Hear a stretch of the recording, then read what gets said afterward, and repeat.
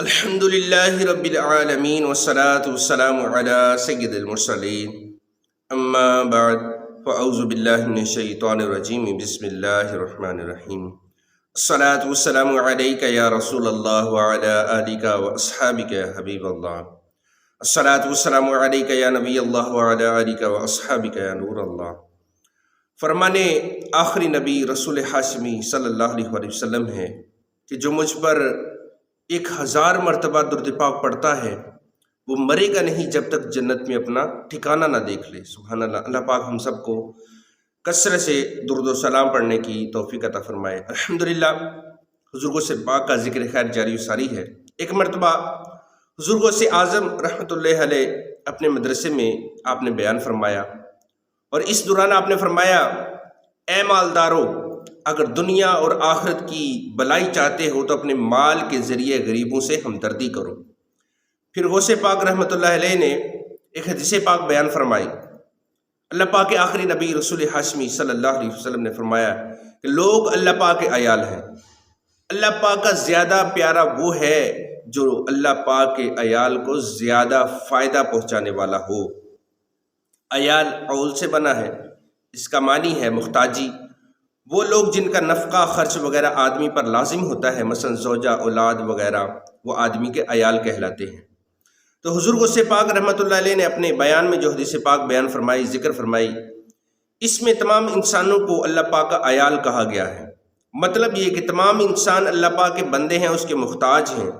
اللہ پاک نے سب کا رزق اپنے ذمہ کرم پر لیا ہے۔ اللہ پاک سب کو رزق دیتا ہے، سب کو پالتا ہے، اور اللہ پاک کا زیادہ پیارا، زیادہ محبوب وہ ہے جو اللہ پاک کے عیال یعنی اللہ پاک کے بندوں کو زیادہ فائدہ پہنچانے والا ہو۔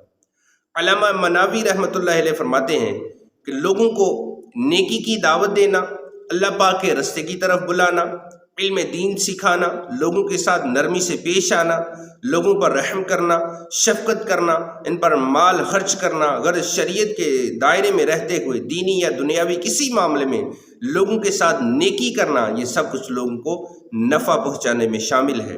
عیش کرن رسول حضور غوث پاک شیخ عبد القادر جیلانی رحمۃ اللہ علیہ کے اس مبارک بیان اور ذکر کی گئی حدیث پاک سے معلوم ہوا لوگوں کی مدد کرنا، غریبوں، مسکینوں، یتیموں سے ہمدردی کرنا، انہیں فائدہ پہنچانا اللہ پاک کا محبوب بنانے والا عمل ہے۔ الحمدللہ حضور غوث پاک رحمۃ اللہ علیہ خود بھی بڑی ہمدردی کرنے والے، بہت شفیق اور مہربان تھے۔ ایک دفعہ ابو عبداللہ محمد بن حضر حسینی رحمۃ اللہ علیہ سے روایت ہے کہ ایک روز سرکار غوث اعظم شیخ عبد القادر جیلانی رحمۃ اللہ علیہ کی نظر ایک پریشان حال فقیر پر پڑی۔ ایک مسلمان کو دکھ اور غم کی حالت میں دیکھ کر حضور غوث پاک تڑپ گئے، بےتاب ہو گئے اور پوچھا، ما شأنک، یعنی تجھے کیا ہوا؟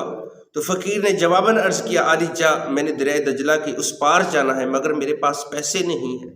ملا یعنی کشتی چلانے والے نے کرائے کے بغیر کشتی میں بٹھانے پر وہ راضی نہیں ہے۔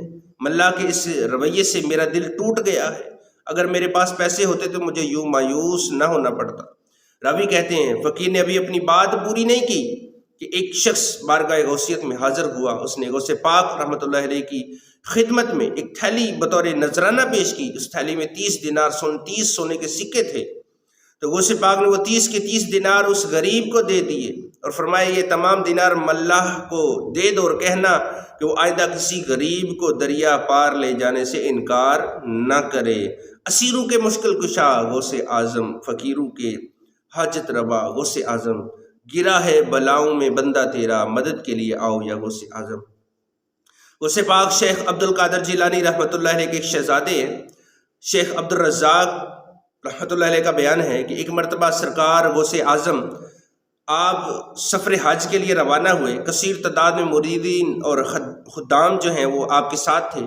راستے میں ایک گاؤں آیا، اس کا نام تھا حلہ۔ غوث پاک رحمۃ اللہ علیہ نے اس گاؤں میں رکنے اور یہاں رات گزارنے کا ارادہ فرمایا۔ چنانچہ خادم کو حکم دیا کہ اس گاؤں میں سب سے پریشان حال اور سب سے غریب گھر تلاش کرو۔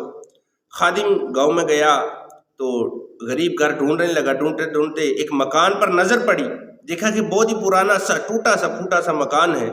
اس میں ایک آدمی، ایک بوڑھا اور بڑھیا اور ایک بچی رہتی ہے، تو گھر میں کوئی ساز و سامان بھی نہیں ہے، بہت ہی غریب لوگ ہیں۔ خادم نے واپس آ کر حضور غوث پاک کی خدمت میں عرض کی، گھر کے متعلق خبر دی، تو آپ رات بسر کرنے کے لیے اسی گھر میں تشریف لے گئے۔ سب سے پہلے آپ نے سلام کیا، پھر اس گھر میں رات گزارنے کی اجازت چاہی۔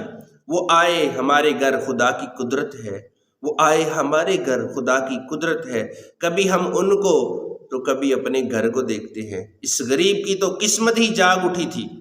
حضور غوث پاک رحمۃ اللہ علیہ خود چل کر اس گھر تشریف لے آئے تھے۔ اس بوڑھے غریب شخص نے نہایت ادب کے ساتھ حضور غوث پاک کے رکنے کے لیے اپنا مکان حاضر کر دیا۔ چنانچہ حضور غوث پاک رحمۃ اللہ علیہ اپنے خدام سمیت وہاں پر قیام پذیر ہو گئے۔ پر حضور غوث پاک رحمۃ اللہ علیہ کوئی معمولی شخصیت تو تھے نہیں، آپ کا بڑا مقام تھا، بڑا نام تھا، دور دور تک شہرت تھی۔ آپ ہلا گاؤں میں تشریف لائے ہیں، یہ خبر کچھ ہی دیر میں پورے گاؤں میں پھیل گئی۔ اس گاؤں کے رہنے والے بڑے بڑے علماء، مشائخ، بڑے بڑے امیر، رئیس بارگاہ غوثیت میں حاضر ہونے لگے۔ سب کا یہی مطالبہ تھا کہ علی جا، یہ پرانا مکان ہے، یہ غریب ہے، اس جگہ آپ کی تکلیف ہوگی، ہمارے گھر تشریف لے آئیے۔ مگر آپ رحمۃ اللہ علیہ نے کسی کی درخواست قبول نہ فرمائی اور اسی غریب کے ہاں ٹھہرنے کو پسند کیا۔ آخر علماء، مشائخ اور امیر و رئیس لوگوں نے یہیں اسی مکان میں بارگاہ غوثیت میں نذرانے پیش کرنے شروع کر دی۔ کوئی بکری لا رہا ہے، کوئی بھینس، کوئی سونا، کوئی چاندی، کوئی اناج۔ دیکھتے ہی دیکھتے اس غریب آدمی کا نذرانوں کا ڈھیر لگ گیا کہ حضور غوث پاک نے یہ تمام تحائف، تحفے، سارا مال و دولت اس غریب آدمی کو دیا اور ان کے ہاں رات گزاری اور صبح سفر پر روانہ ہو گئے۔ شیخ عبد الرزاق رحمۃ اللہ علیہ فرماتے ہیں 2 سال کے بعد مجھے اسی گاؤں میں جانے کا اتفاق ہوا۔ میں نے دیکھا کہ وہی غریب بوڑھا جو 2 سال پہلے گاؤں کا سب سے غریب آدمی تھا، اب وہ گاؤں کا سب سے امیر بن چکا تھا۔ اس نے بتایا میرا یہ سارا مال و دولت حضور سے پاک رحمۃ اللہ کی اسی ایک رات کی عنایت اور برکت ہے۔ سبحان اللہ۔ اے عاشقان رسول، اے عاشقان صحابہ اہل بیت، اے عاشقان اولیاء، دیکھا آپ نے کہ حضور غوث پاک کیسے غریب نواز، غریبوں سے ہمدردی کرنے والے تھے۔ اپنے نانا جان رحمت دو جہان صلی اللہ علیہ وسلم کی دکھیاری امت کا کیسا درد رکھنے والے تھے۔ یقیناً آپ چاہتے تو کسی امیر زادے کے خاں قیام فرماتے، آپ کے لیے اعلیٰ سے اعلیٰ رہائش کا انتظام کر دیا جاتا، مگر آپ نے غریب کے ہاں قیام کرنا پسند فرمایا۔ اور سبحان اللہ، شان دیکھیے کہ شہنشاہ بغداد غوث پاک رحمۃ اللہ علیہ نے گاؤں کے سب سے غریب شخص کے گھر صرف 1 رات بسر فرمائی اور اسے گاؤں کا سب سے امیر ترین آدمی بنا دیا۔ اے قادریو، اے غوث پاک کی محبت کا دم بھرنے والوں، غور فرمائیے، جب ہمارے پیروں کے پیر حضور غوث پاک رحمۃ اللہ علیہ غریبوں سے اتنی محبت فرماتے ہیں، غریبوں کی ایسی دلجوئی فرماتے ہیں، تو کیا ہم قادری کہلانے والے غوث پاک اور دیگر اولیاء کی محبت کا دم بھرنے والے غریبوں کی مدد کے لیے جیب سے چند روپے نہیں نکال سکتے؟ کیا ہم غریبوں کے ساتھ اپنا منہ کا نوالا نہیں بانٹ سکتے؟ کیا ہم بھوکوں کو کھانا نہیں کھلا سکتے؟ کیا ہم یتیموں کے سر پر ہاتھ نہیں رکھ سکتے؟ کیا ہم غریبوں کے ساتھ مسکرا کر بات نہیں کر سکتے؟ ان کی عزت نفس کا خیال نہیں رکھ سکتے؟ کیا ہم غریبوں کے حق میں دعا بھی نہیں کر سکتے؟ کر سکتے ہیں، یقیناً کر سکتے ہیں، مگر افسوس ہے ہم ایسا نہیں کرتے۔